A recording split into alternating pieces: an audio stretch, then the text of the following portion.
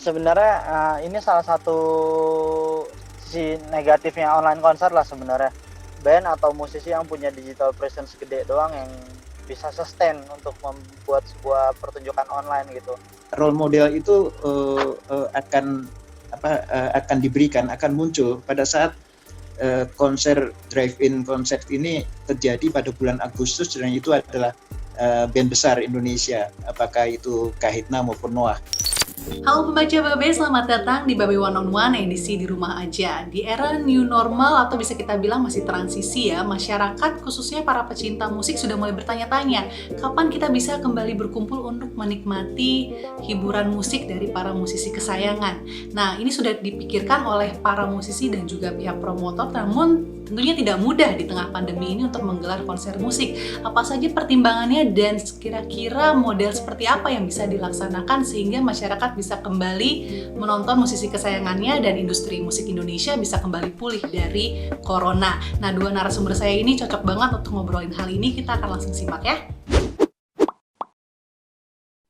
Di sini kita pengen mengobrol mengenai bagaimana sih nanti nasib kedepannya industri musik kita di tengah pandemi, dan kita sudah memasuki bertransisi ya ke arah new normal. Tapi sebagai orang Indonesia yang saya juga gitu hobi pengen nonton musik secara langsung, tapi sayangnya sekarang nggak bisa. Dan tentunya berbagai pembatalan konser dan jadwal manggung bagi para musisi ini pil pahit sekali ya di masa pandemi. Mungkin untuk menggambarkan konteksnya, Mas Kiki bisa diceritakan sedikit nggak sih seperti apa sih kemudian yang diderita oleh musik dan juga pihak-pihak terkait akibat pandemi corona ini? Ya, kalau ngomongin kerugian sih sebenarnya ini kan musibah dunia ya. Jadi dibilang rugi juga ya bukan sebuah kerugian sih sebenarnya, kayak sebuah mode ya turn off dulu lah kegiatannya semuanya. Semenjak PSBB dibuka, orang udah mulai mencoba mencari inovasi untuk solusinya mesti gimana nih ya biar aktivitasnya tetap ada dan industri tetap berjalan gitu. Kalau untuk masalah kebiasaan orang ke depannya tentang industri tentang konser musik dan lain-lain sih nggak akan ada yang berubah sih menurut gue ya. Nah, Mas Bensleo sendiri ngelihatnya bagaimana? Walaupun bisa kita lihat sektor musik sendiri ini salah satu sektor yang cepat beradaptasi gitu. Karena kita beruntung kita hidup di daerah dengan teknologi digital yang sudah mumpuni gitu. Sehingga mau tidak mau musisi dipaksa untuk membuat cara baru, berkreasi dan berinovasi sendiri. Dari beberapa hal yang sudah dilakukan oleh para musisi kita di tengah pandemi ini, Mas Bens ngelihatnya gimana? Ya, sebetulnya adaptasi itu cepat sekali ya dengan penguasaan teknologi baru di era digital ini. Musisi lebih mudah untuk menyalurkan dahaganya untuk bisa perform meskipun dari rumah masing-masing. Satu di antaranya sekarang sedang banyak dibahas orang atau dibicarakan orang adalah konser 7 ruang. Ini digarap oleh Mas Doni Hardono, vendor dari DSS yang menggarap konser 7 ruang ini dengan inovasi.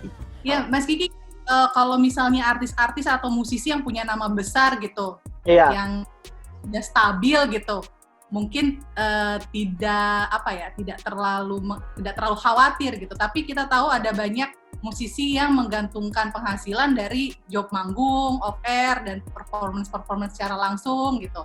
Nah, ini bagaimana sih menjawab kekhawatiran mereka, karena kita tahu misalnya konser virtual, live Instagram gratis, tentu orang suka gitu. Tapi apakah dengan konser virtual mungkin berbayar, itu gimana posisinya? Ya, sebenarnya ini salah satu sisi negatifnya online konser lah sebenarnya.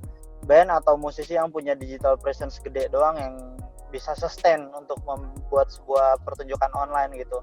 Sedangkan band yang nggak harus nama besar sebenarnya, yang penting digital presence-nya bagus gitu. Jadi saat sebuah band atau seorang musisi yang digital presence-nya kurang bagus, biasanya mereka nggak bisa sustain dengan online konser dan nggak bisa jadi kehidupan juga jadinya gitu. Ya kondisinya sih sekarang ya solusinya kan cuma online konser doang gitu loh, Mbak. Saya tahu Kang Ucup ini kreativitasnya luar biasa. Sebentar lagi lihatin aja pada bulan Oktober November udah mulai bergerak nih. Ya Mas. Bentar lagi udah bergerak lagi Mas. Iya.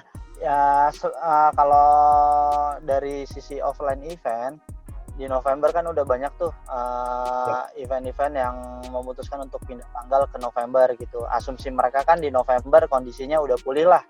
Sedangkan di Oktober kan masih ada ya festival yang saya garap juga tuh, Synchronize Festival, masih on schedule di Oktober gitu. Dan kebetulan si Pemprov DKI baru ngeluarin pernyataan semalam tuh kalau konser yang berbentuk drive-in tidak dipermasalahkan lah bahasanya gitu. Jadi doain aja semuanya berjalan lancar dan ya hopefully September udah bisa ngebikin sesuatu yang berhubungan sama event-event offline ya. Amin. Bukan online lagi.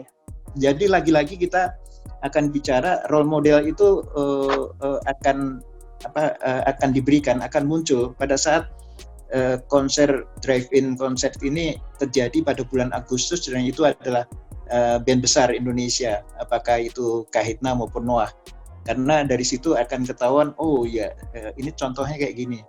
Bagaimana produksi, manajemen produksi, kemudian musisi itu perform, penonton bagaimana. Kalau itu drive-in kan berarti pembelian tiket itu juga tidak ada loketnya. Kalau kita tidak mulai dari sekarang, artinya bulan Agustus dianggap relatif aman, maka kita pergerakan itu nggak ada di kalangan musisi maupun kru panggung. Walaupun berarti ini menjadi PR dan juga pressure yang lumayan besar bagi para pembuat konser yang akan dijadwalkan pada akhir tahun ini, karena mereka lah yang nanti akan menjadi patokan awal ya bagi konser-konser. Sebetulnya pasti sama juga, pihak pemerintah yang memberikan perizinan itu juga stres juga mereka. Misalnya Parekraf, kemudian Kementerian Kesehatan, kemudian Kemendikbud mungkin yang bisa dilibatkan dan lain-lain, pasti mereka juga akan hati-hati sekali untuk memberikan perizinan, terutama di venue yang ada di sekitar Jakarta. Begitu nggak, Bang Ucup? Iya betul, karena kayak ya pemberi izin kan pasti yang orang yang pertama akan ditanyain pertanggungjawaban ya kan, kenapa diberikan izin gitu dengan kondisi yang seperti sekarang gitu. Makanya kita berapa kali pemaparan ke mereka tuh untuk gimana caranya meyakinkan mereka, dan kita menemukan skema yang emang paling meminimalisir terjadi klaster baru lah gitu. Mungkin terakhir Mas Kiki dulu, musik ini kan bisa hidup karena ada para penikmatnya gitu, masyarakat sebagai penggemar, sebagai konsumen. Nah, mereka-mereka ini untuk saat ini bisa mendukungnya tuh dengan cara apa sih? Iya, ngedukung musik kan sekarang tentang ya mencoba untuk support apa yang sedang mereka buat gitu, entah itu online concert, entah itu merchandise mereka, entah itu beli rilisan mereka, entah itu mendengarkan musik mereka di platform-platform yang emang official mereka gitu. Itu kan bentuk support simple lah gitu. Karena kan sebenarnya suportifnya dua arah gitu, musisi mencoba untuk mencari donasi, dan ya musisi juga mencoba peruntungannya untuk bisa mendapatkan revenue buat menghidupi timnya juga gitu. Sesimpel itu sih sebenarnya. Dari Mas Benz gimana? Apa yang bisa dilakukan oleh masyarakat untuk mendukung agar sektor industri hiburan khususnya musik ini bisa kembali pulih?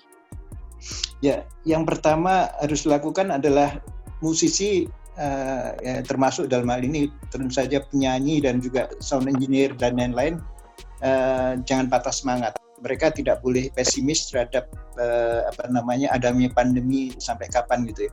Kreativitas itu bisa dimulai dari rumah, dari beberapa tempat di mana mereka berada, kemudian mereka berkarya.